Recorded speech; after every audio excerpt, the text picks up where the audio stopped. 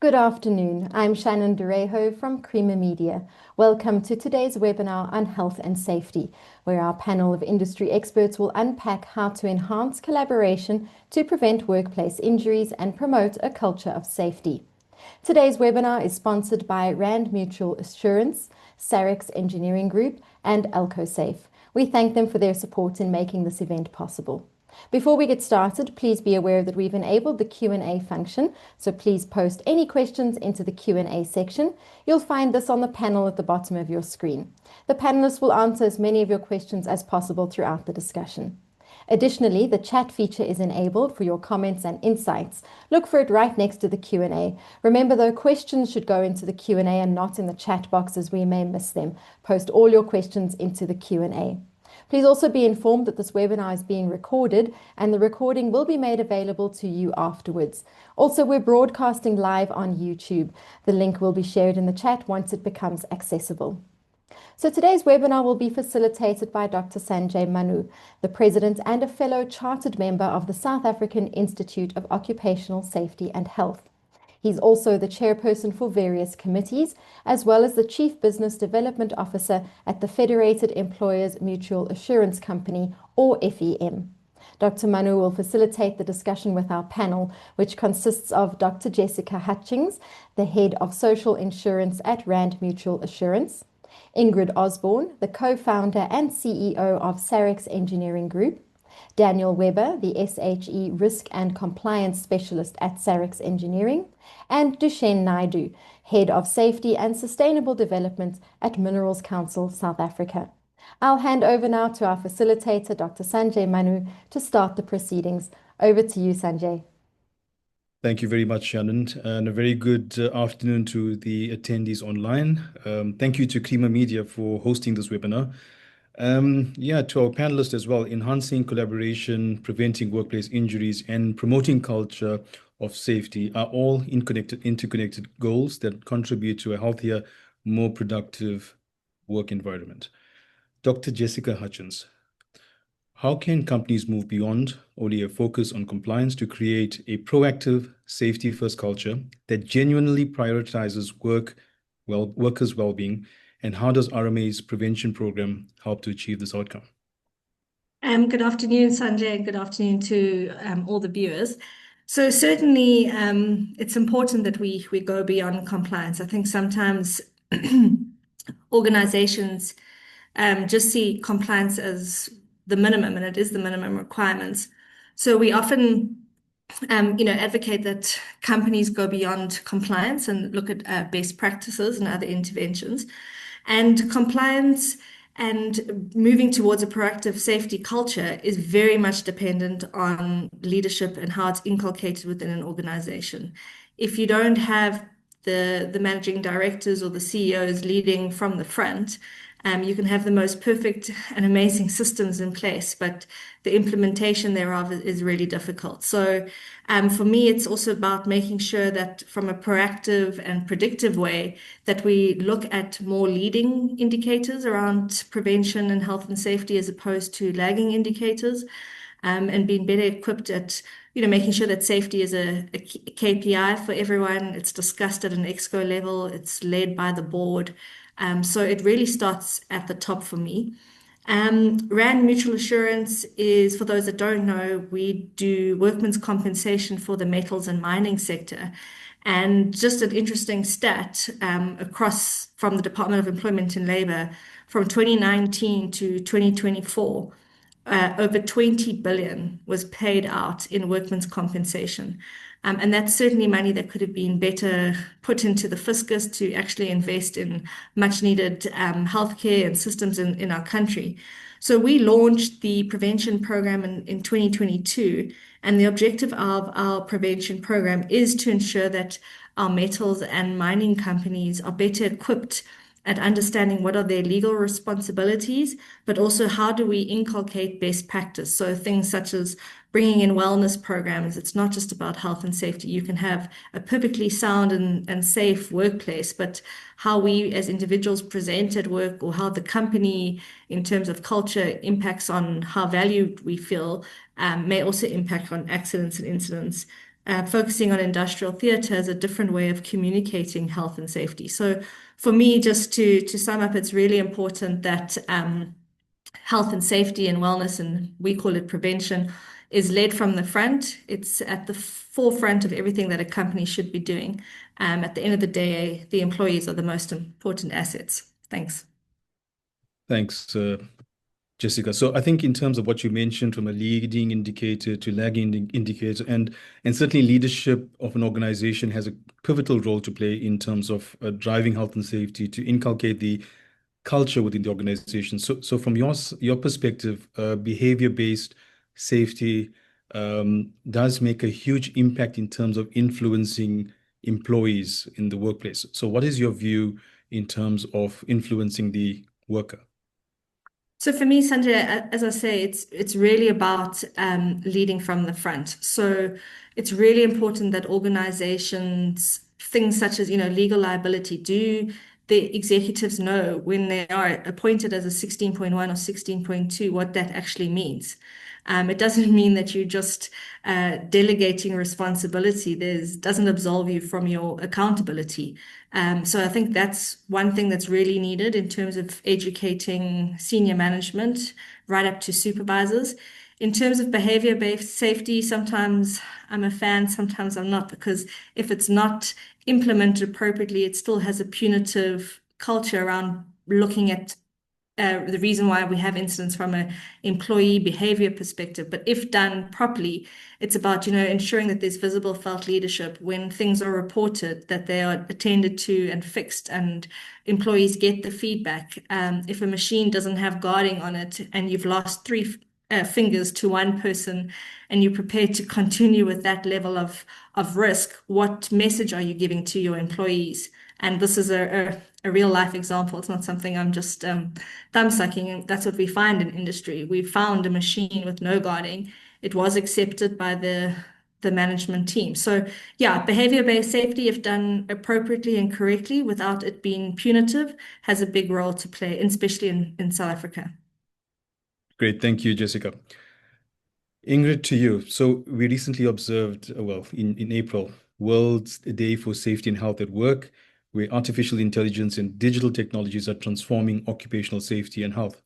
How best can digital tools and automation be leveraged to strengthen occupational health and safety monitoring, especially in high-risk sectors like mining and construction?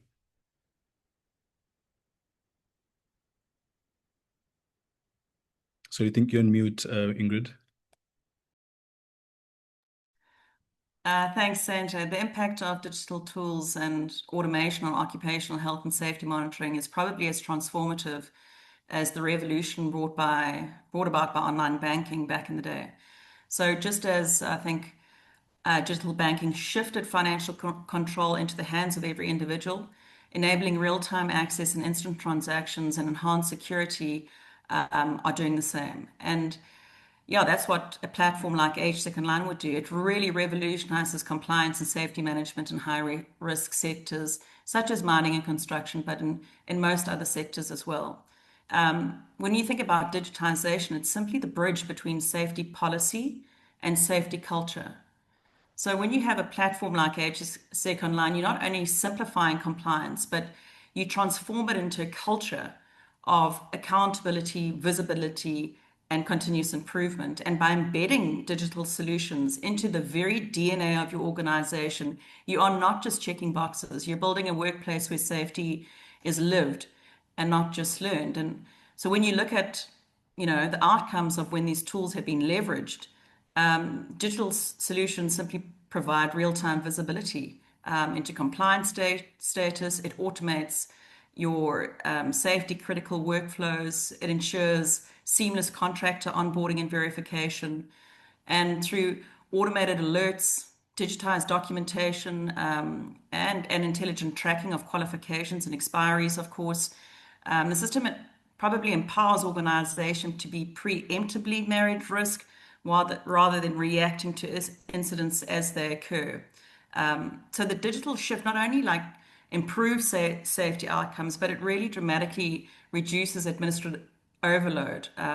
It improves audit readiness, and it really supports a culture accountability and continuous improvement, much like how online banking enabled smarter, faster financial decisions for millions of individuals. So, in short, digital online health and safety tools are placing control and visibility directly into the hands of every single person on site, just as online banking did for everyday customers. And this really creates a safer, it creates more awareness, and a more efficient workspace. And it's powered by real-time intelligence, which is really important. Thank you, Ingrid. So I think, when we talk about health and safety files, everything seems to be very paper-driven. And what would your advice be to an organization that's just beginning their journey towards a stronger safety culture? I think digitisation is the way to go. Honestly, it's and we saw real practical examples of that recently. Dan is on the call, and I'll explain this by actually sharing a real life story, which I think every single person in the audience can relate to. And last week he visited a potential client, and upon arrival walked straight into a crisis. The business owner was full of panic mode. His entire team had just been pulled off a client site due to one simple oversight, an expired document or a perceived expired document. The financial impact was immediate. Not only was the current day's work lost, but they also faced an additional day of downtime due to scheduling and having to complete the necessary training before being back allowed on site. At roughly, call it 15,000 a day, not much for a small, for a large business, quite a bit for a big business. That single compliance failure cost the business around 30,000 Rand in instant lost revenue because of one small preventable error. So now you compare that to a cost of a fully digitized system like HSEC Online, which for a small company is about 600 Rand per month. And this provides automated document management, real-time alerts, and proactive compliance monitoring. It completely eliminates this human error. So it's an easy decision. And in this case, it was. The business owner signed up immediately. For him, it was a no-brainer. The same applies when it comes to audits. And companies don't generally think about this. Companies using digital occupational health and safety platforms like HSEC Online are always audit ready. Audit files are live and continuously updated. The days of scrambling for documents weeks before an audit, frantically trying to close outstanding items are gone. Now, real-time safety management happens in real time. When something requires attention, you're automatically notified. The actions are taken immediately. And this just ensures 100% compliance. And the benefits extend even further into an unfortunate event of an incident, an accident, or even a fatality. When investigators arrive on site requesting records, training records, contractor files, employee certifications, equipment documentation, employee contracts, contractors' contracts, everything is instantly acceptable, fully up to date and inspection ready. It's a true game changer. And I really, really encourage organizations from large, medium to and small to digitize their safety files. Great, thank you. So we're going to shift to Duchenne from the Minerals Council of South Africa. Duchenne, despite the significant progress having been made in the mine health and safety, South Africa's mining industry continues to experience fatalities and injuries. What is the Mineral Council doing to support its members to align with South Africa's WASH strategy from 2024 to 2029? Thank you very much, Sanjay, and greetings to everyone on the call. So as a Minerals Council, one of our primary strategic objectives is around enabling and supporting the industry towards reaching the goal of zero harm. So we've been driving numerous initiatives over the past years, and we continue to do so. And these initiatives revolve around health and safety aspects to address the primary agencies and others. And we've been rigorously involved with the operations, with the mining companies to try and get these initiatives practicalized and implemented on sites. So essentially, it would be remiss of me not to mention the statistics. We have 30 fatalities in the industry to date as of this year versus 19 last year during the same time. So there has been a 58% regression. There's been our key initiative that we've initiated since around 2019 was the Kumbhalakaya strategy. And Kumbhalakaya speaks to remembering home and ensuring that every worker returns home safely. And in that year, we did see some impact through the strategy being initiated. That was the first version of Kumbhalakaya. And then thereafter in 2022, there was a point where we got all our CEOs together, and as to embody CEOship, there was a stop the bleeding, the 8 stop the bleeding actions that also helped in reducing the number of incidents. So with the ongoing regression, I need to explain that, you know, we've actually evolved Kumbhalakaya to a new version. And to do that, we've done a very, very comprehensive analysis of the past 10 years of incidents in the industry. Through that process, we've looked at different aspects through the SAMRAS codes, over 7,000 to 14,000 data points, to look at all of those areas where and why and how these incidents occurs. You know, what were the root causes, the direct causes, the contributing factors. It was very, very elaborate. We also generated a detailed safety report. And I'm not going to go into all of that detail, but the bottom line is we use those insights to formulate tangible aspects that led to the development of Kumbhalakaya version 2. Now, Kumbhalakaya version 2 strategy is really a transformational safety and health strategy. We've launched it this year. It was a few months ago, and our Minerals Council board approved it. And this has been, it also went through the CEO Zero Harm Forum, which is also a key committee for safety and health. So it's been approved by the board. And essentially, this strategy, it has tangible actions. So it's not just conceptual aspects of safety. It's really tangible things centered around core pillars that we are driving this year. So I can give you an example. We've got the first pillar being the CEO-led safety and health commitment. So Dr. Hutchings, Jessica actually spoke about this earlier, VFLs. We are looking at cross-company VFLs. Many companies are doing these VFLs. However, how effective are they? So as a Minerals Council, we've generated guidance information to ensure that VFLs are done effectively. And out of interest, we're actually launching and doing our first cross-company VFL next week at one of our mines. So that will have CEOs from different companies getting involved in the VFL and sharing on lessons learned. The next step in that in the strategy is risk management through critical controls. So we believe that critical control management is a key aspect of trying to mitigate specific areas around incidents and reducing the incidents in the industry. So there's a lot of work we've done on critical control management, and it's the implementation that is key, so that the workforce right up to the senior personnel understand what the terminology actually means. There's a lot of different terminology around this at the moment. The next pillar speaks to data 4. So we're leveraging a lot around data and how control failures actually occur, leaning a lot on HPIs and leading indicators.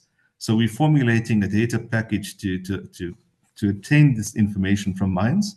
We've already over the years we did do some safety involved data acquisition or data retrieval from our mining companies, and we've established a lot of lessons learned through that process. Just to quickly also round up, we're also doing a lot on human-centric mental health, looking at fatigue management and risk reporting cultures and fatigue management. That's how shift times can be optimized for workers, because that's also a key driver behind safety incidents. aside from the behavioral aspects and control failures.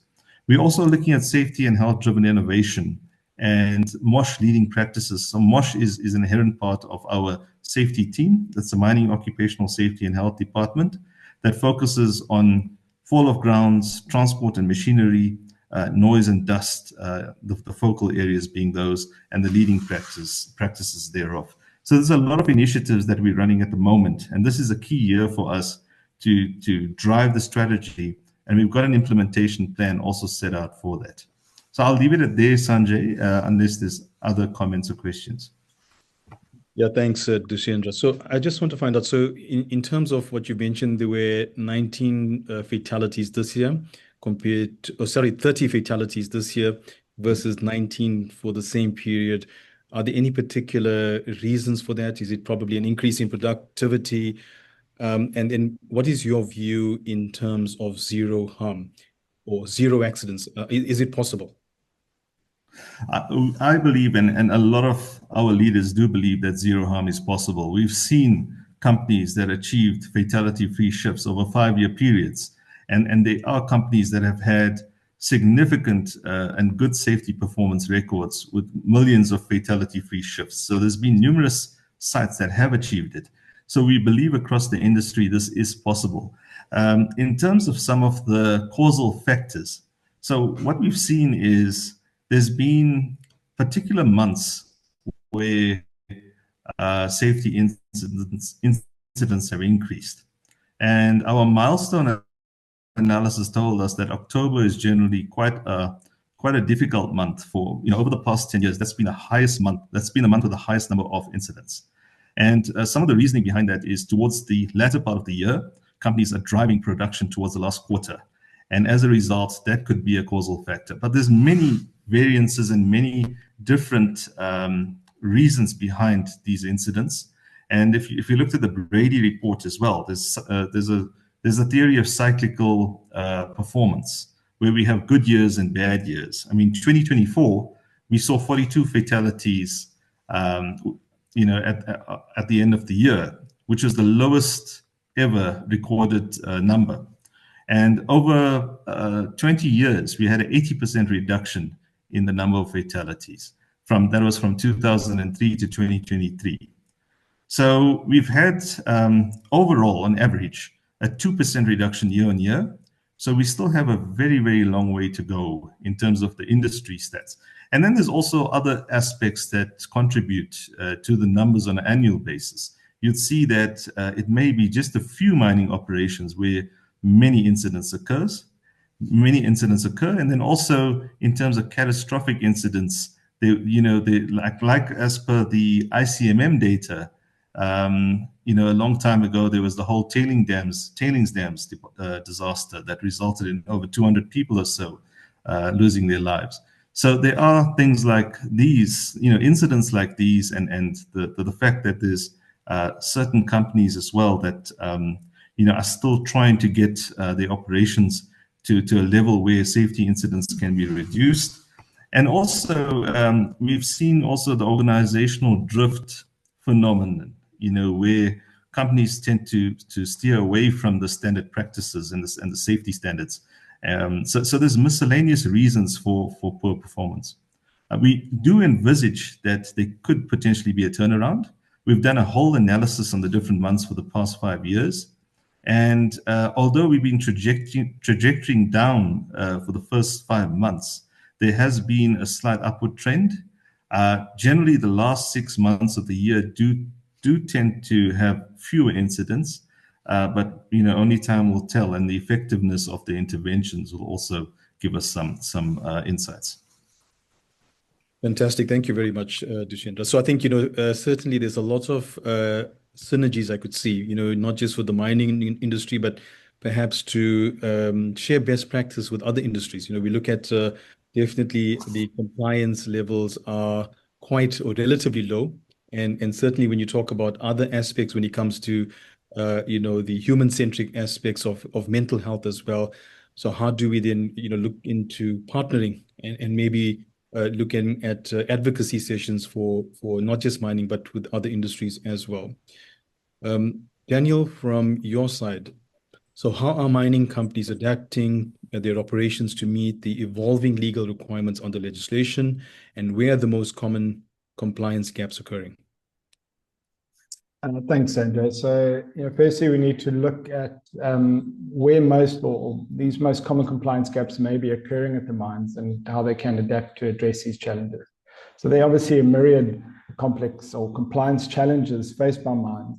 This can be due to the number of people on site. You have permanent employees as well as contractors, the size of the mines, as well as the complexity of the operations. Some of the common compliance gaps that we'd see: the inadequate risk assessment process, poor incident reporting, poor contractor management, inadequate supervision and accountability, poor health surveillance, inadequate training and competency, and actual lack of understanding of the legal requirements, as well as inadequate updating of those requirements. So not really being able to understand what is required from a compliance perspective and a legal perspective. You can see there's also poor record keeping and documentation. Environmental compliance is always an issue as well.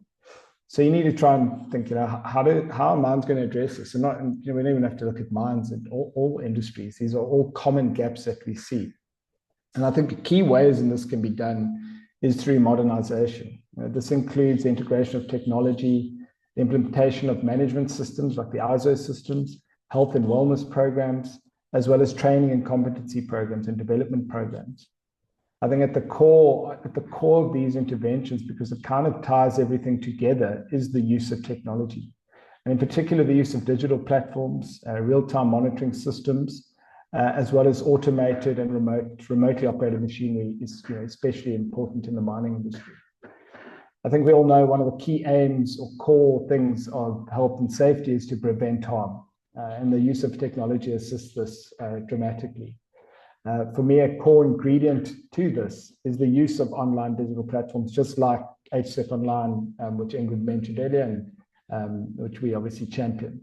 This can be used to address all of those compliance gaps that we mentioned above. Platforms such as this can assist mining companies, as well as contractors for that matter, to streamline their compliance and to also assist personnel to better manage the large administrative burden that's placed on them. I think everyone knows when it comes to compliance with even the OSH Act, it's quite an administrative, there's a large administrative burden, a lot of paperwork that needs to be done, and a lot of boxes that need to be ticked. The digital platforms such as HSEC Online, I tend to refer to it as the saying that we all know, the housekeeping saying, a place for everything and everything in its place, because everything goes into one place. So although I can't speak about all the benefits that digital platforms have, I think if we look at contractor management, that is one of the major risks that's faced by mining companies, mainly due to the number of contractors they have on site. Often the contractors are involved in dangerous work, and these are personnel that are not under the direct control of the mining company. Their level of commitment to safety may not be the same as the mining company. It is also very difficult to ensure that they are compliant. And we mentioned it earlier, the usual method of using manual safety files. Anyone who has worked with a manual safety file can attest to how inefficient that process is. And once you've worked on a digital file or worked on a digital system that digitizes those files, you'll see how much better it is in terms of streamlining the process and making life a lot easier. So some of the ways that this improves it as well is faster onboarding, more efficient onboarding. I think we've got quite a few examples with HSEC Online where we've had a particular client that went from onboarding. It took 3 months when there was a shutdown down to 2 weeks, which is a huge help to them as well as to the contractors as well. The systems also provide centralized and real-time access to documentation. Like I said, a place for everything and everything in its place. So being able to access everything in one place makes a huge difference to having 30 safety files, for example, lying around your office and having to go through those safety files. A few years ago, I was doing a safety file for a particular client and got hold of the the site that they were going to be working on, and I asked the safety officer there if everything was in order, and she said, well, I have to get through 200 safety files in this week, so I'll let you know if everything's in order if I get to it. And that is a huge safety issue. The fact that one person had that burden to have to go through those files creates a huge safety risk. There's no ways they can get through those things properly. So digitizing and digitization, it reduces that administrative burden. And it's not only from that perspective, it also reduces bottlenecks where it takes long to get onto site. That has financial implications as well. Part of this burden, I think Ingrid mentioned it earlier, is the expiry date of documents, which is a big one. We saw it last week when I went to a client, and it's something that I picked up in audits over the years where expiry dates are not adequately tracked. And that's because the administrative burden is so high. With this system being able to take that away from you, it really helps.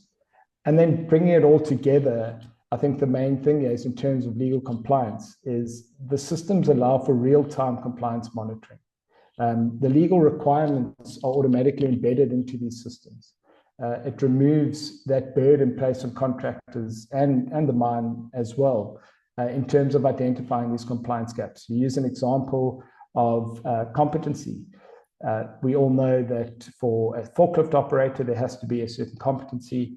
They need to have a forklift operator's card, and the systems have that embedded in there. So you don't have to think as a contractor or as a mine what requirements are missing, because the systems have these embedded into them.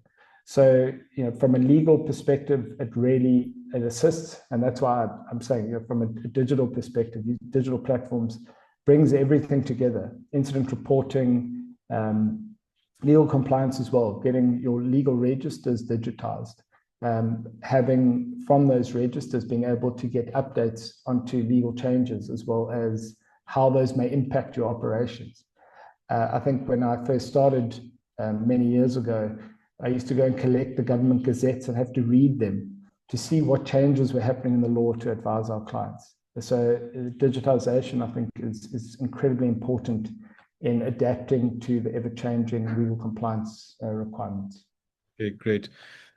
Yeah, thanks. So you made some valid points there, and certainly what we wouldn't want to see is the sort of health and safety compliance becoming a tick box exercise, which we hear far too often, and complying for the sake of complying. And Ingrid, I would assume that when you introduce these new systems, there would be some level of resistance. How do you handle resistance to the safety initiatives, the digital transformation, and the changes in protocol, not just from a management perspective, but from the employees as well? Are there any guidelines that you can provide to us? Was that directed, Ingrid? Yeah. So yeah, I think that most companies are crying out for this kind of solution. I think that there is a real understanding that the current solutions that are employed across many sites, a lot of them still very manual, are just time consuming, frustrating, and there is a misalignment generally between contractor and site or mine. And I think once the understanding is, can I upload the requirements that the mine has requested before coming to site? How long will these documents take to be approved? Will I be able to see or identify any gaps that I have not met? And suddenly the playing fields are leveled. So in other words, this is my set of requirements that I need from you. I have now delivered them. And these don't have to be static. These can be amended over time, but they're amended in conjunction with the contractor. It will flag that we have added a new requirement. You've got 5 days to comply, or can you comply immediately? So I think that there is resistance. There's generally resistance to an additional expense on the contractor's behalf, and perhaps the digitization journey. But I think there are a lot of companies that actually sit in a room with us going, this is a game changer for us. It's changed our lives. Don't worry about it, guys. Get on board. You will never look back. And I think when you have systems HSEC Online doesn't allow you to share one-on-one with a client.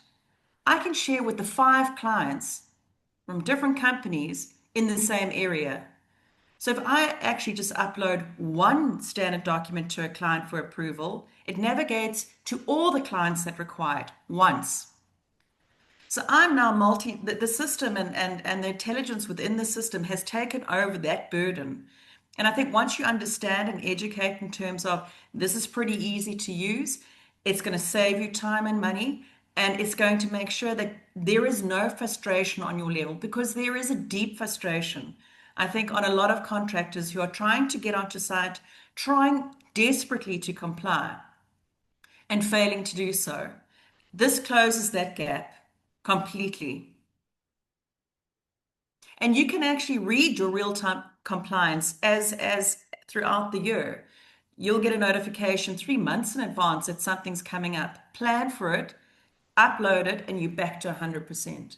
And so these things expire at different times over the year. So it's not a mad rush for a single file within a single week, which I think is it makes real sense to us. So I don't think it's a lack of will, or I just think there's a lack of understanding of how powerful this can be. I don't know anyone that said, I wish I could go back to, walking into a branch and doing banking in person. And I've never heard anyone say that. I think everyone has adopted internet banking pretty well. Yeah, thanks. So Ingrid, I think in terms of the user, so basically from a SMME perspective, what sort of user challenges are prevalent, and what do you do to sort of change the sort of perception about complicated systems, etc.? So I think this is a problem, and it is a problem especially in South Africa. SMMEs, the first thing you can do is make it affordable. So that's step one. The second thing you can do is actually make sure that the training is adequate. If you get those 2 wrongs, there is going to be no adoption. But the third thing is actually, something that we're going to discuss, is there are a lot of applications which are messaging platforms that have almost become a new app layer. And I think if we discuss trends going forward into the digital health and safety solution, one of those trends is mobile solutions. And messaging platforms are actually becoming the new app layer. So there's no longer a need to download an app. Everyone's using a messaging platform or a WhatsApp platform, every single person. They know how to use it. There's no need for training. There's an understanding about the communications layer between between 2 entities. It's already familiar. It's trusted. And this is a great way to do safety compliance.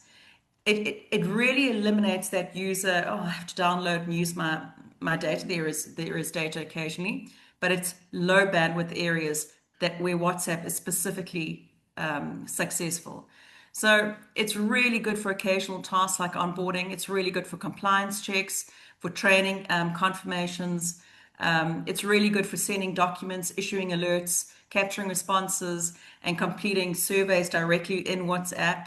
It's really, really reduced the cost and complexity of navigating complicated applications. And this is where a lot of your health and safety applications are going. For HSEC Online, it connects to the back-end systems, and this can trigger automated workflows, making WhatsApp part of your transactional business tool.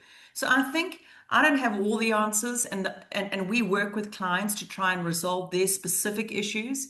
But I think there are digital tools that can speak to this, and we can actually make it user-friendly, make it specific to the task at hand. Normally, these SMMEs, have low numbers of staff on site.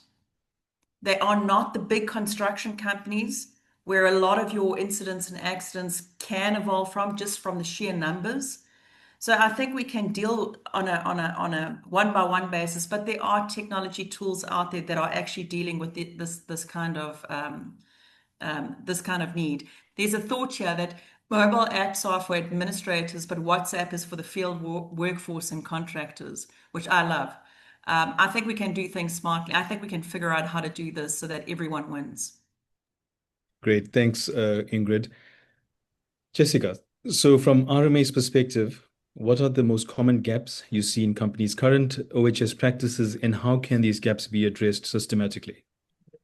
Well, I think, just following on from Ingrid, one of the gaps is the lack of any form of digitalization, right?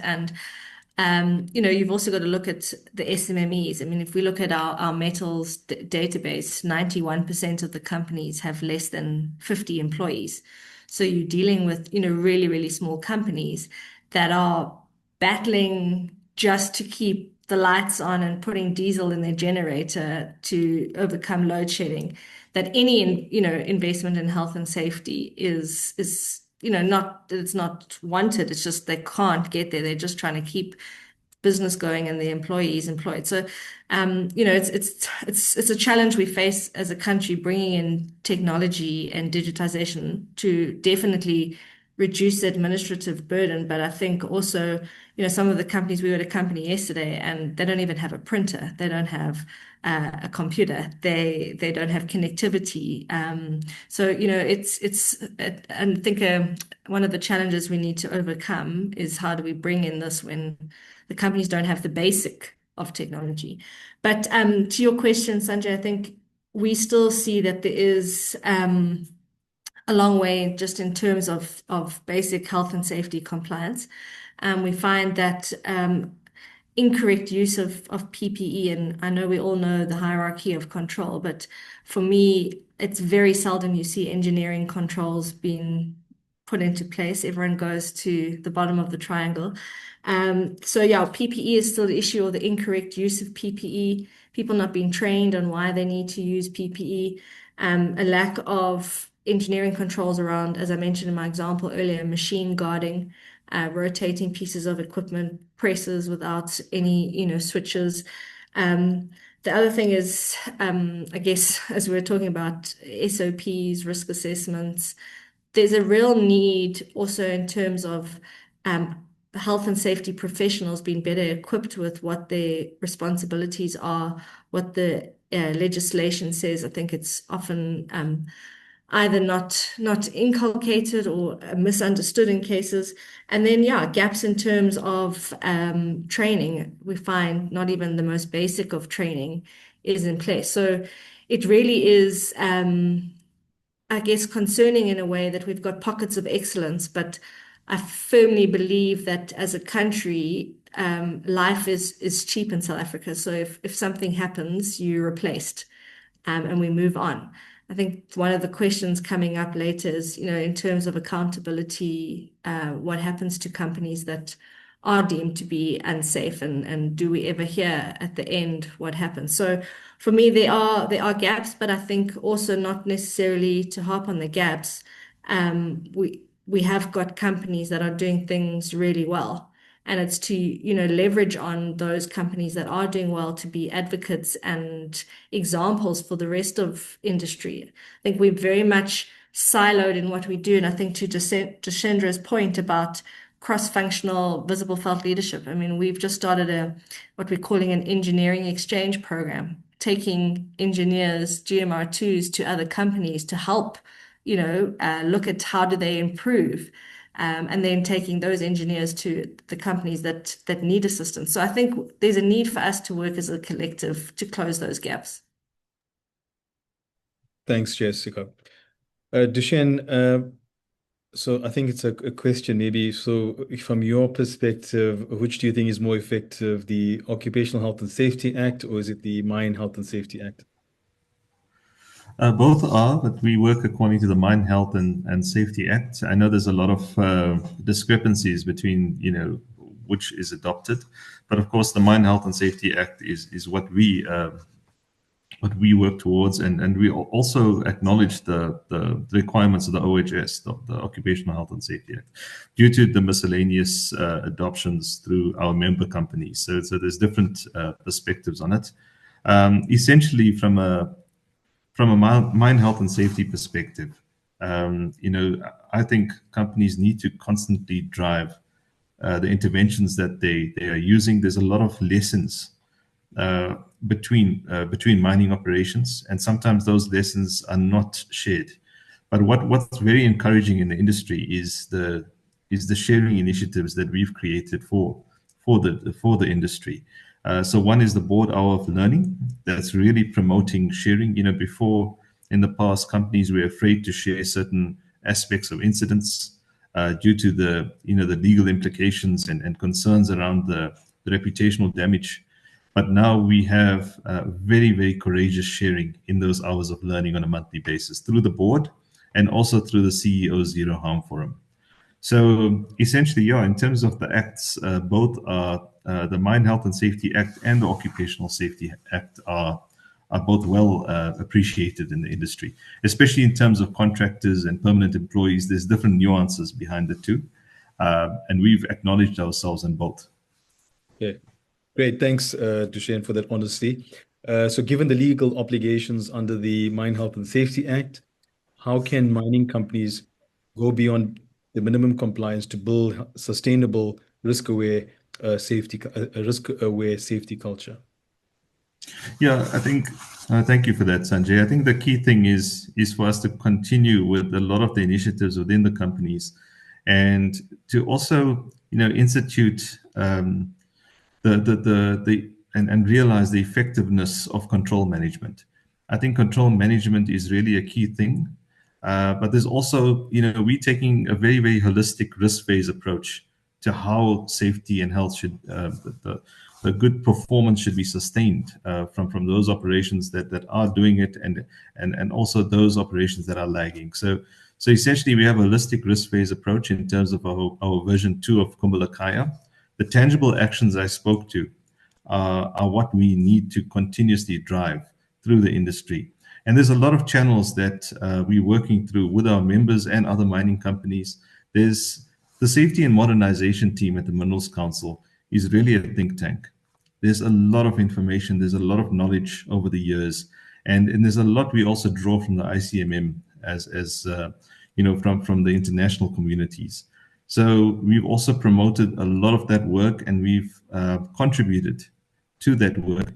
And it's very encouraging when you see mining operations actually adopt those leading practices. Sometimes there are areas where leading practices are not, the one company might have, operations that are just neighbors to each other, but they're not talking to each other. So that's something we're also working on, enhancing the communication between operations.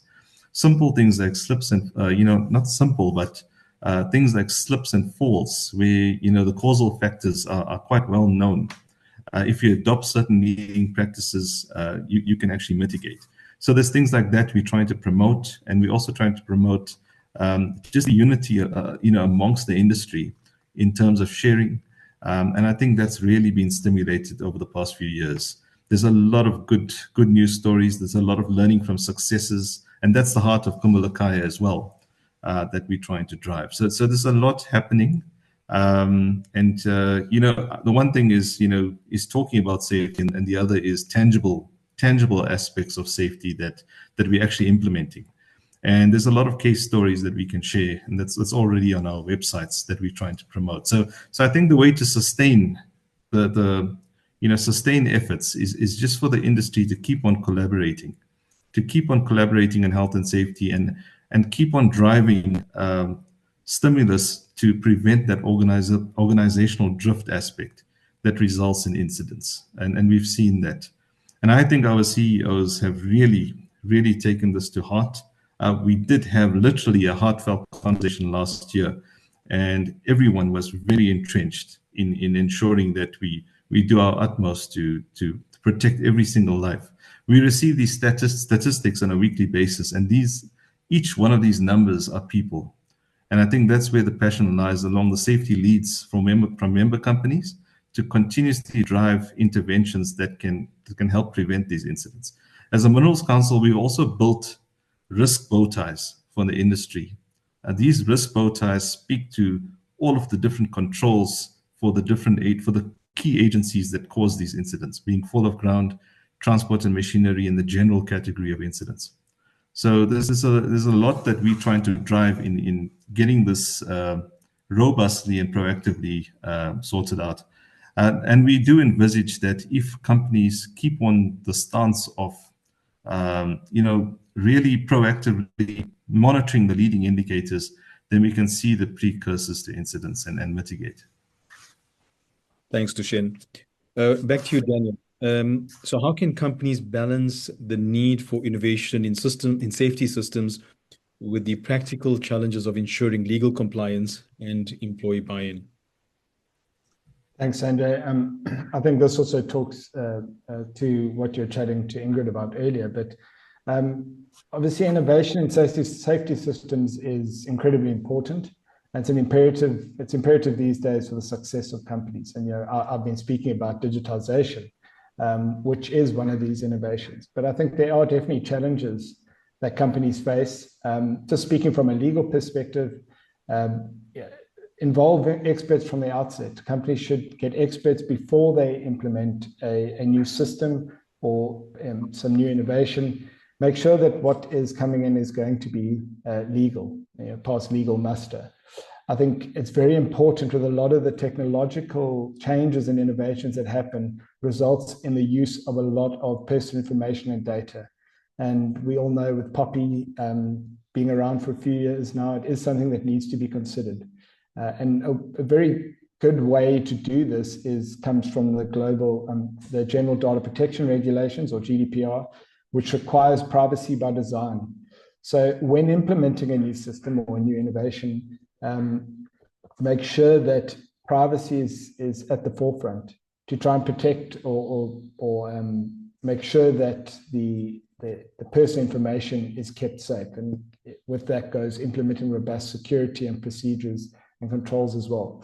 But I think more importantly is the employee buy-in. I think what Ingrid was saying earlier, there are definite issues when it comes to employee buy-in when new innovations or new systems are put into place or new types of technologies. There's a fear of being replaced, that your job is in danger. I think that is a story that goes around everywhere, that I think we see it quite often, where they say these are jobs that aren't going to be around in the next 10 years. So there's a fear of being replaced, that this new technology is coming in and it's actually there to replace me. There's also reluctance to change. And both of these together can result in improper use of technology or a lack of use, or even a bit of distrust that people actually don't want to use it. I think there's many companies, as I think Ingrid said as well, that are still using manual systems, heavily reliant on manual systems. And that is because there is that fear. But I came across a very nice saying, saying that companies are learning quite quickly that technological innovation without social innovation fails. And that's such a great way to put it together, because employee buy-in is so important. And ways in which to do that, clear communication and the purpose of the innovation that is coming in, or the technology that you're implementing. Make sure you communicate it clearly to your employees. Use real-life examples. Use an example of that particular technology, how it managed to save another company financially, save them in time, how it prevented or reduced incidents that are occurring. Use those examples to get people to understand how well these things are working.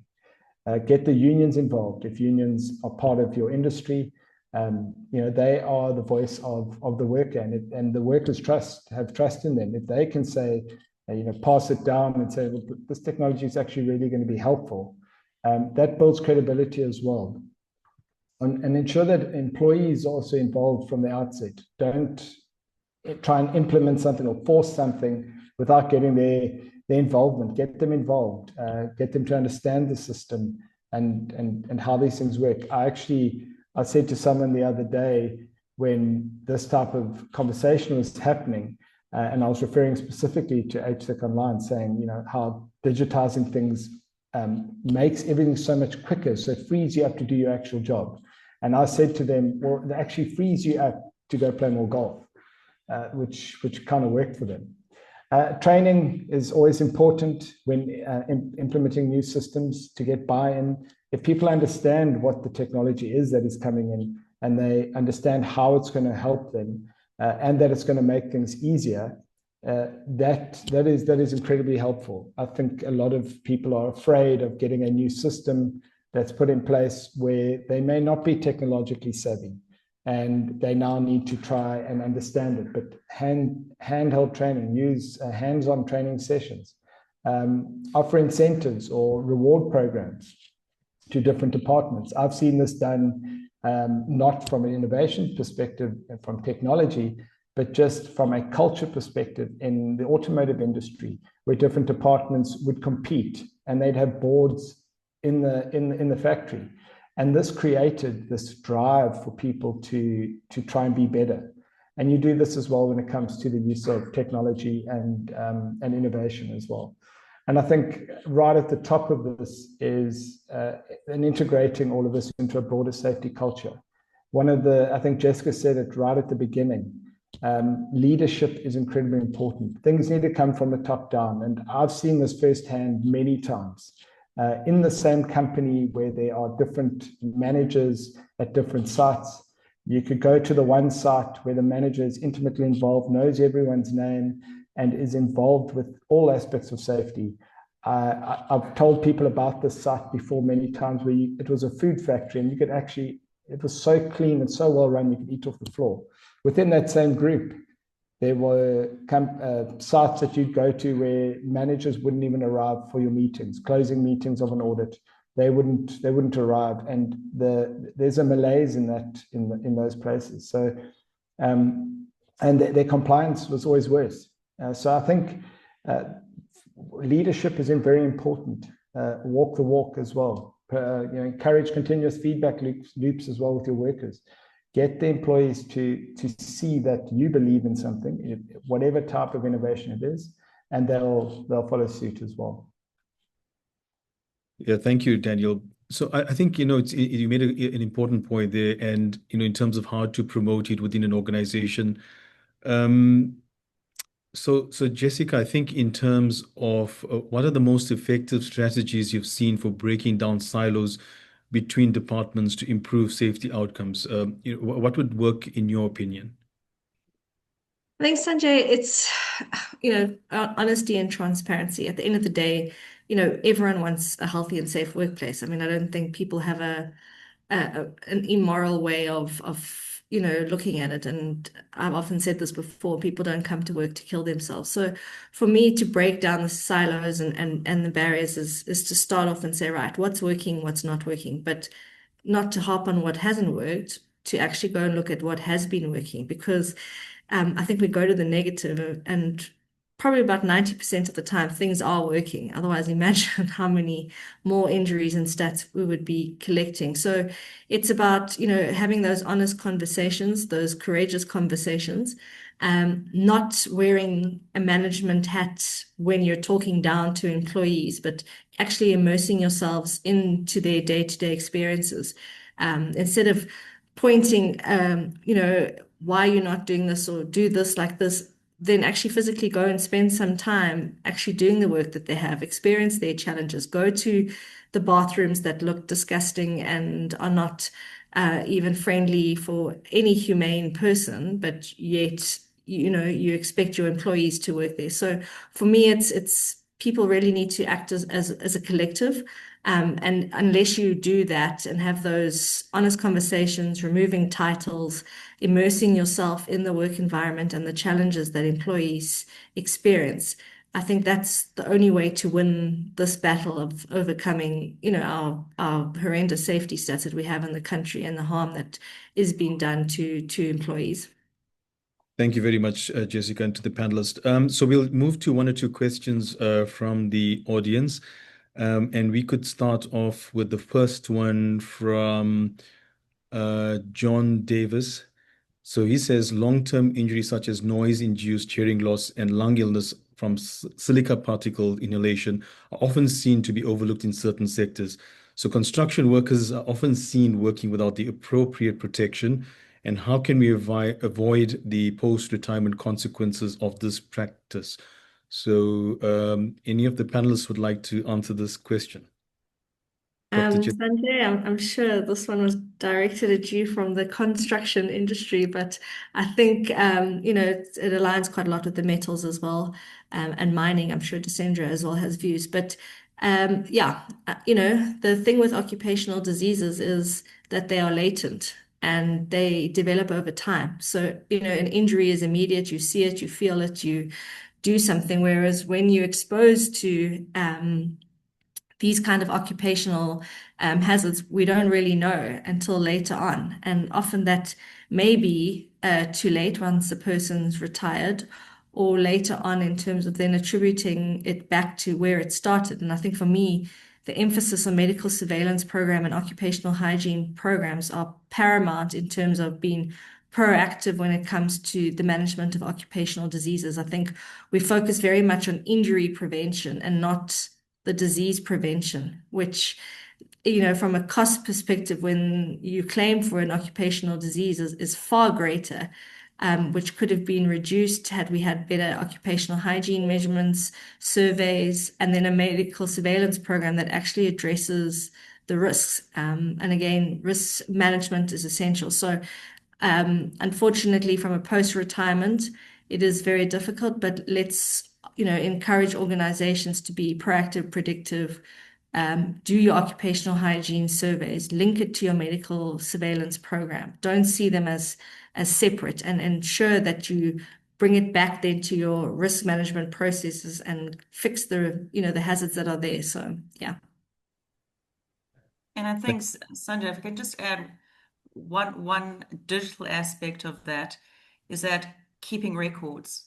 Mm-hmm. There's been a huge problem with, as these events occur 50 to 60 years later, all those manual safety files have either been lost or misplaced, and these records cannot be found. It is essential that we keep the records so we can actually start to see these trends before they retire and again after they retire. Great, thank you, Ingrid. So there's a question from Ibai Kosasa. So he says, I think there is lacking in mandatory recommended training for directors or leadership as a whole in safety culture. There is no legal requirement or investors or any enforcement. Is there any director leadership training on safety culture in SA? Because without this, I believe we can expect the leadership to know consistently what is expected out of them. I think, Sanjay, sorry, Daniel, it talks to the point earlier about, leading from the front. Before you sign that 16.1 or 16.2, are you even aware of what your responsibilities and accountabilities are? It's not that it then becomes your supervisor's problem. It's actually your problem. So for me, it's making sure that you lead from the front, be aware and informed of what your responsibilities are. With the RMA prevention program, one of the biggest things I advocate from an intervention is that every single EXCO member and senior manager has to go through legal liability training before we even implement any solutions, so that they're on board and know what the responsibilities are and why. For example, she-reps need to do this, why supervisors need to have this in place. But yeah, Dan, I'm sure you've got something else to add. Yeah, thanks, Jessica. Before we go to Daniel, yeah, so I mean, some of the larger construction companies, I know they have a program where every single CEO or director of a subcontractor has to go through an induction program, and they get issued with a credit card, sort of certificate to say that they've, passed this induction. And I think that's quite key, right? So we have many subcontractors or smaller SMMEs where the owners are not really focused on health and safety. Their main sort of purpose is to ensure that the company's, operating, making profitability and generating revenues, etc. So I think it's something quite key to learn from from how some of the larger entities are doing it. But we'll go to you now, Daniel. Yeah, I think I just want to add to that I think it would be, from a legislative point of view, if the legislators made it mandatory that 16.1 or 16.2, and that they have to understand what their liabilities are. And legal liability training, unfortunately, comes in many forms, and you often don't know whether the training is sufficient. There should be a set standard and a set level of training that is required for owners or directors of companies or the 16.2s. It's very difficult because, I mean, I've been doing this for many years and been to many big or fairly large companies who have no idea. That they've never done legal liability training. They have no idea what their actual roles or their responsibilities are in terms of being a 16.2. And they don't understand, like Jessica said, to understand why a SHE-rep needs to be trained and why a SHE-rep needs to do particular things. They don't know. And they've never been forced to. There's been no mandatory requirement. So I'm glad to hear, Sanjay, that there are the larger construction companies that are enforcing it. Companies should enforce it, but you know, it's often the smaller companies where there is this lack where the injuries happen.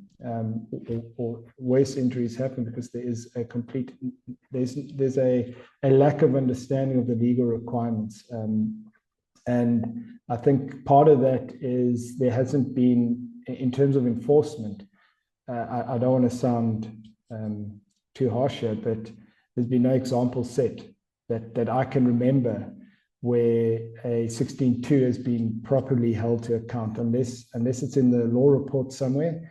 But in my 15 years of doing this and going to some sites that should have been shut down, those guys are still operating, and you know they're not doing anything about it. Okay, thanks, Daniel.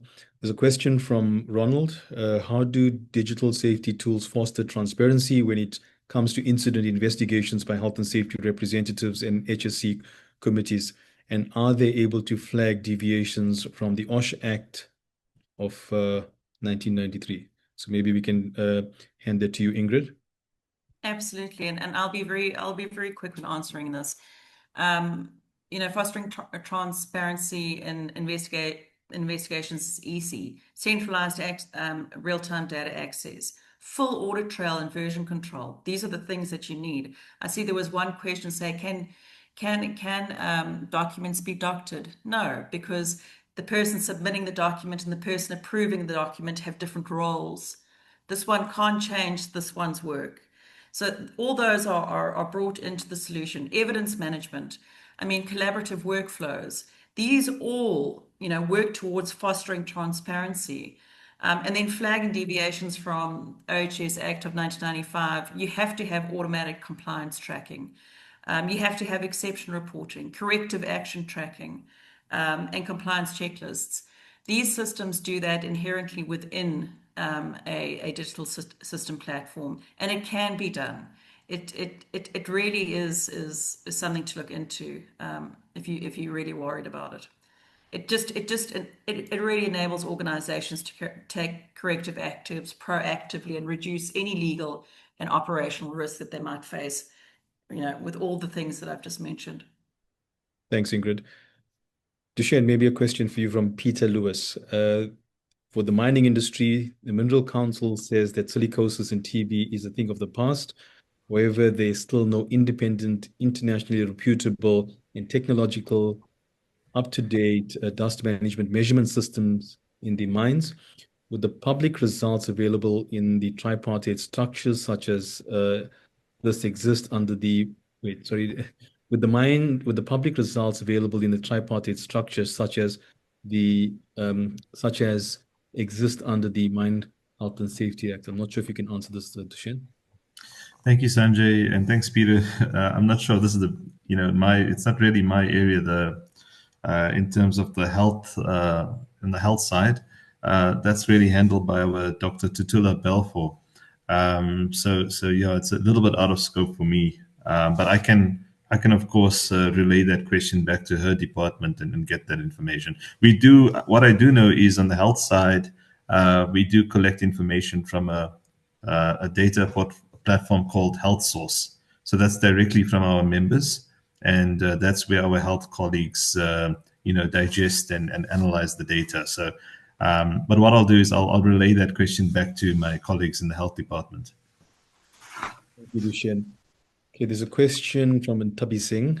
I'd like to add one thing that I learned last year was that incidents go up during spring because of the allergies which might affect hearing, or hay fever, which affects your hearing, it's something to look into as well. So do you think that this is a cause of incidence? Maybe for the panel to answer. I'm not going to respond on the cause. I think it's an interesting comment and worth, looking into.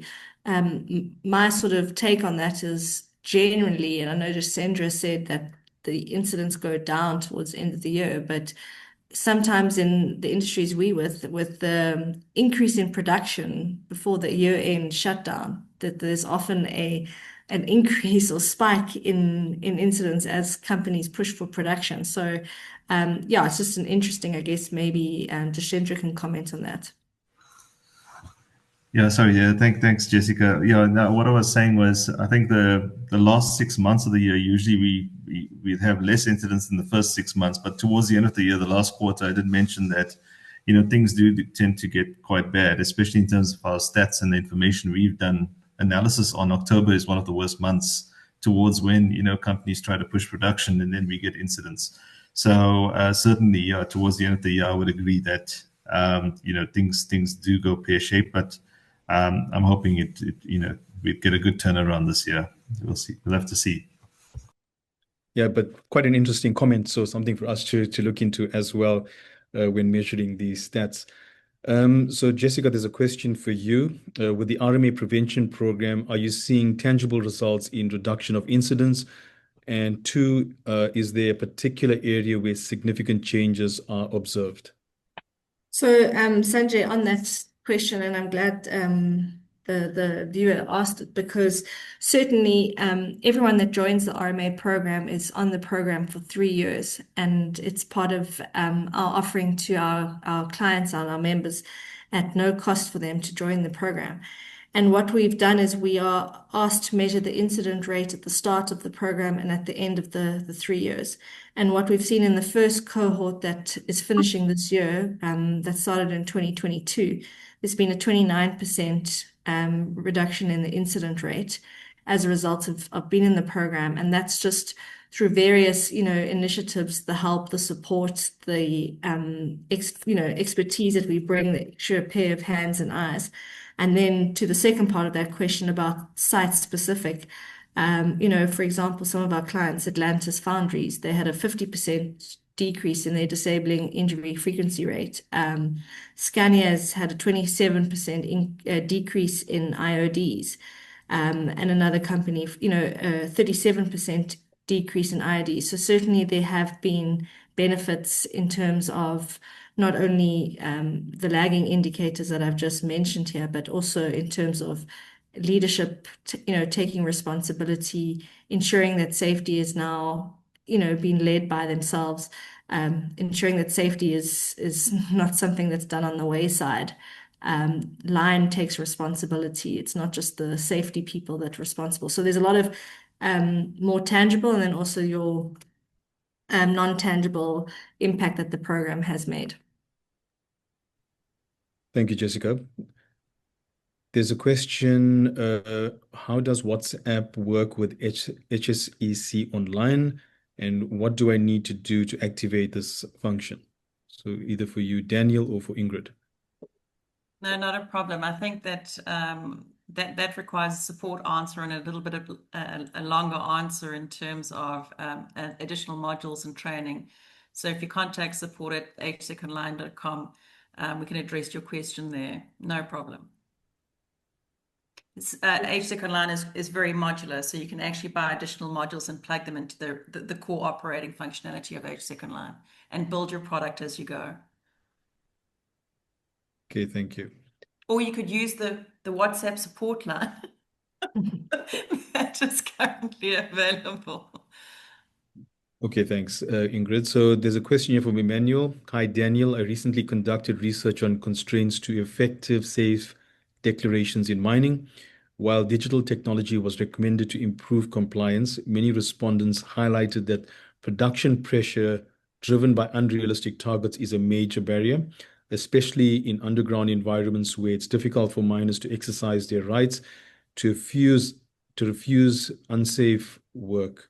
How can we ensure that even with digital tools, miners are supported to prioritize their health and safety? Yeah, it's quite a difficult one to answer there because there may be various tools that you could look at. I think something, especially when referring to where miners they find it difficult to exercise their right to refuse unsafe work. I think that's something that we see across many industries. Like Jessica said, unfortunately, labor is cheap or in this country, and so if people try and assert their right for unsafe work, they just get replaced by someone else, and they have that fear. There's a fear factor there. So I think part of it is leadership, making sure that from the top down, that all employees have the right to refuse their unsafe work.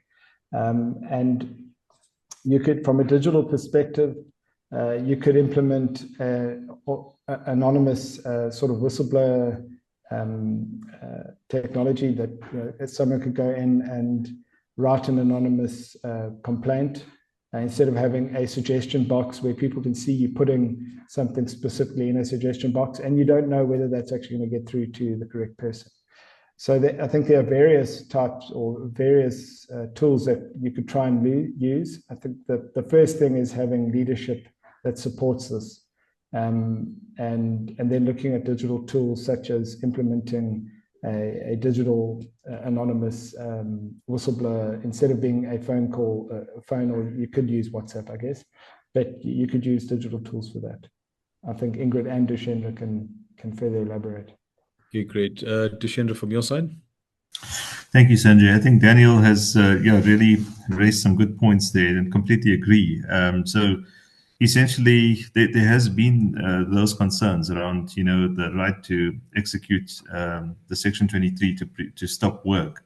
And a lot of companies, a lot has changed in terms of leadership, really looking at people stopping unsafe work, making sure that we don't go into unsafe areas. In fact, recently there were those sort of interventions after recent incidents where the CEOs have actually called upon a few days or a day of safety where all the personnel are acknowledged on their rights and being aware of the risks involved in certain activities. I think that's really being promoted through a culture of care in the industry. So that is being promoted. And then in terms of digital devices and technologies, what we've seen through the Fall of Ground Action Plan, I know there's another question on Kumbalakaya and what it entails. That's a very long answer to that. But just in terms of this question and a little to that on Kumbalakaya, we're running a Fall of Ground Action Plan. And the whole aim of this multi-year program is to entrench some of the outcomes through learning with safety experts on fall of ground mitigation. This is rock engineering experts who have gotten together, and we've been part of that process. We basically facilitate the program with the rock engineers. We've developed an app called the Honeycomb app that speaks to an enabling environment to prevent fall of ground incidents. So that's a typical app that supervisors and mining personnel leaders can use. And they are using it quite proficiently. A lot of the industry companies or members are using it. It's freely available to companies. They can just register and use it. And it's making an impact. It gives you a spider web of tools to ensure that certain criteria are met to enable an environment that's conducive to mining, to prevent fall of grounds. So that's a typical technology that came out of us as the Minerals Council. Thank you. Thanks, Dushen. Ingrid, from your side? Just to go back to that original question, when I read that, it was my understanding was that digital platforms had been refused because of operational constraints and the huge pressures that were placed, on that level, which is incredibly disappointing. I think that these systems are affordable and are cost savings in the long run, if not in the short run. And it's really important that when we implement these digital systems, it's understood that because you've placed safety into the hands of every single person on site, uploading an incident, taking a photograph, reporting an unsafe practice at the moment that it's happening is, I think, incredibly powerful. That evidence cannot be deleted, it cannot be edited, it has to be investigated, and it's elevated immediately to the people that need to see that kind of information immediately. So I think that there is power behind this, and it's disappointing to hear that operational pressures prevent systems from going in. These are cost-saving exercises, and that should never be an excuse. Thank you, Ingrid. Okay, so there's a question from Peter, the mining industry regarding the Stilfontein disaster. Why does the mining industry not seal closed mining shafts forever to prevent illegal, small-scale, and violent criminal mining operations? Dushen, I'm not sure if you can answer that. Yeah, that's another, I can call it a task team at the Minerals Council that's handling that issue, which is, and they are very proactive on the illegal mining, in the illegal mining areas. There's a lot of work being done in that through our leadership forums, through our committees. I can't really speak too much on that. I'm not really, attuned to all of that information, as that's not part of my portfolio. So I'll save that one for my colleagues. Thank you. Okay, great. And Ingrid, maybe for you, I think there were a few questions where it related to the digital health and safety compliance protocols, but there was a question, for example, if DAL goes through to a site, would they require the manual documents, printed documents, or can they then review and audit the digital format? We've actually had both. We've actually had them request printed documents, but that's easy. It just find the document, print it. What next? What next document do you want? We can also email them the documents to them, so it depends on how they want to see those. They don't have to have an HSEC license. They will sit within the room, and those documents will be actually downloaded from HSEC Online there in real time, and either emailed or printed as they prefer. Okay, great. Thank you. So I'm going to ask the panel to provide their closing remarks. Please keep it as succinct as possible. So we can start with you, Dr. Jessica Hutchin. Thanks, Sanjay. And I think, short and sweet is there's lots of work that we still need to do in the space of health and safety. But I think through the various panelists' advice and recommendations, there's a need for us as a collective to really come together in terms of how do we improve health and safety? How do we learn from, the mining has always been seen to be as the best practice, and Tusendra has shared some, very valuable lessons that can be applied in small to large companies. So I think for me, it's about if you are a safety professional online, is don't stop doing what you're doing. You are doing a great job. We just need, more systems in place to give them the necessary support. So that's from my side. Thank you, Jessica. We'll move to you, Ingrid. So just from my side, people are always concerned about how long digitization takes. It doesn't take that long. Just get started. One foot in front of the other is the way to eat the apple. And I'll give you an example quickly. We implemented 8 big mines with contractor onboarding in 3 months. So you can do this too. We haven't resolved everything. There's still a lot of issues out there, but I think we've resolved the big 85% of all issues, and there's some exciting things to come. I saw a question in the Q&A about collecting data from externally. Yes, we can do better on integration with the IoT devices and collecting real-time data into our systems. And I think this is one of the trends that are coming. There's exciting things happening in AI, which makes processes a lot more easy and takes out the mundane tasks of, extracting metadata from PDFs and actually autofilling into fields and locations. There are some drawbacks to HR, very concerning, and maybe that's a topic for another time in terms of who's held accountable when AI gets it wrong. So we need to take all these things into account. But the digital war is on its way, and you need to get involved. You need to start transforming your company. Don't be afraid. Once you do it, you will never look back. just like all those bank branches started closing down, you too will never have to enter another bank branch. You'll do it all from the comfort of your office. So get involved, and if you need help, give us a call. We're here to help you on your journey. Great, thank you, Ingrid. We'll then move to Daniel. Thanks, Sanjay, and thanks everyone for attending. I really enjoyed the session. I think a big part of it is cooperation between and understanding between different industries and different companies within particular industries. I think health and safety or compliance has a long way to go. I've seen massive improvements since I started doing this, 15 years ago. Things are definitely improving, but we're still very young in South Africa in our sort of health and safety journey. And I think there's a lot of improvements to be made. And I think digital tools and technology can help us a lot. We're seeing it already. Some of the questions I saw that I actually answered some. We're seeing it in the draft construction regs where they actually are now, they specifically state that you can accept a digital file, a digital safety file. So you can accept digital safety file or a manual one. So it's good to see that those sort of changes are happening. Instead of fighting against the tide as AI and digitization, all that is coming, rather get involved and join the ride. And I promise it'll make everyone's life easier. But I think, and leadership is a big one.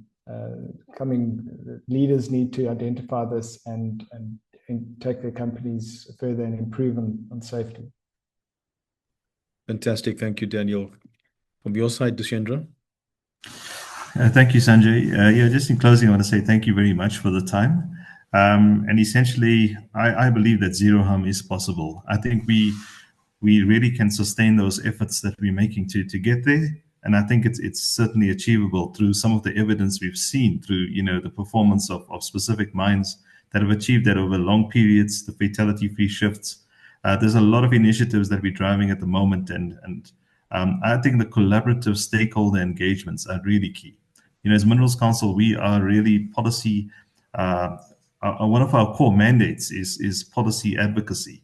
And we work closely with the Mine Health and Safety Council through tripartism, ensuring that the unions, us as employers, and the department are all aligned to reaching that goal of zero harm. And I think there's a lot, we've got people, experts within the different structures, the advisory committees, who have an impact on the regulations together with employer experts. So there's a multifaceted approach to this. And I think with technology, leveraging on AI and all of the data analytics platforms that's coming to the fore, there's a lot that we can do to actually mitigate incidents. I think also, aside from technology, a key thing is really the humanistic aspect and humane-centered leadership. We need psychologically safe spaces for our personnel. And I think that is key to also getting there, ensuring that people's mental health are first, placed at the fore. That's a primary focus so that we can also assist and assist in reducing these incidents in our mining industry. Thank you very much, Sanjay, and thanks everyone. Yeah, thank you very much, Dushendra. And from my side, thank you to the panel. You've been fantastic, and to the audience online as well. So from my closing remarks, just to say thank you from a collaborative perspective. I think there's a lot more work and a lot more engagement that we need to implement, right? So I think that's going to be the best way in terms of getting through the advocacy sessions, the training that's much needed within the economy. We have a world-class, legislation and regulations, etc. But it's merely a case of complying and implementing those. But looking forward to engaging further, walking this journey with everybody as well. Thank you once again to Creamer Media for hosting this very valuable webinar. And I'll now hand over to Shannon. Thank you very much. Thanks so much, Sanjay. That brings us to the end of our webinar. I'd like to say thank you to Sanjay Manu for enabling an engaging and thought-provoking discussion. And thank you also to our panelists, Jessica Hutchings from Rand Mutual Assurance, Ingrid Osborne from Saryx Engineering Group, Daniel Weber from Saryx Engineering, and Dushendra Naidu from the Minerals Council South Africa. Thank you so much to our sponsors, Rand Mutual Assurance, Saryx Engineering Group, and AlcoSafe for their support in making this webinar possible. And finally, thank you to the attendees for taking the time to join us for this discussion on health and safety in South Africa's industrial sectors. We value your participation in our events. Our next webinar takes place on the 30th of July at 2 p.m. and will focus on renewable energy, where a panel will unpack how South Africa's renewable energy landscape is changing. The link to register for that event has been shared in the chat. The recording of today's webinar will be sent to you in due course. And if you have any additional questions, please be in touch. You can reach us at shannon@creamermedia.co.za. Thank you everyone for your time and goodbye.